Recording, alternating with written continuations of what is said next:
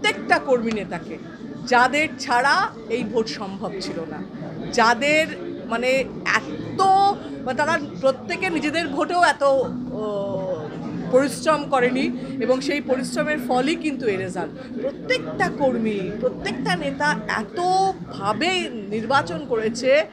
আমি কালকে বলেছি যে ওদের প্রতি ভালোবাসার সঙ্গে আমার শ্রদ্ধা চলে এসেছে। দলের জন্য কিভাবে করতে পারে, কিভাবে ওরা পরিশ্রম করেছে এই ভোটে। কি ইস্যুতে এই জয় এলো? মমতা ব্যানার্জি নিঃসন্দেহে, এখনো পর্যন্ত মমতা ব্যানার্জির প্রতি মানুষের আস্থা এটা প্রমাণ আবারও করলো।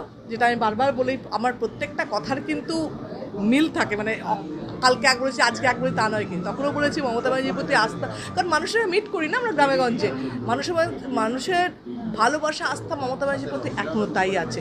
আর অভিষেক ব্যানার্জির ক্যালকুলেশন। বিজেপির প্রার্থী বদলটা কি সাপে বড় হলো?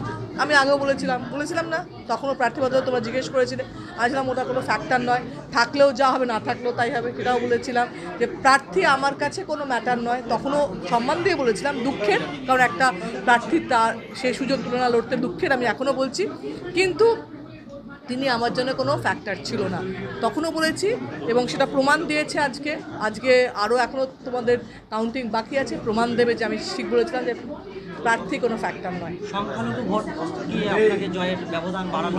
সংখ্যালঘু এবারে আমার এখন দেখো সব তো অ্যানালিসিস হয়নি, কিন্তু আমার এবার ধারণা এসসি ভোটও আমাদের প্রচুর এসছে, হিন্দু ভোট প্রচুর এসছে, এইগুলো আমাদের অ্যাপারেন্টলি মানে দেখছি যখন তখন মনে হচ্ছে। বাকি এক্স্যাক্টলি বুথ ধরে অঞ্চল ধরে যখন আমরা বিধানসভা ধরে হিসেব করবো তখন আমরা বুঝতে পারবো, কিন্তু এখন আমার ধারণা যে যেটা জাস্ট ওপর দেখে মনে হচ্ছে যে এই ভোটগুলো আমাদের সঙ্গে, এবং সেগুলো ইলেকশনে ক্যাম্পেনিংয়ের সময় বুঝতে পারতাম।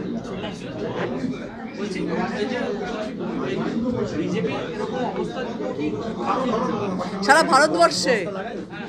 ভারতবর্ষে এবং তোমাদের দুঃখ হচ্ছে, তোমাদের দুঃখ যতদিন ধরে তোমরা বলে গেলে মোদি হাওয়া, আমি বারবার বলছি মোদি হাওয়া বলে এবার কিছু নেই, মোদির কোনো পোস্টার নেই, কারণ ওরা মোদিকে সাপোর্ট দিচ্ছে না এই জায়গা।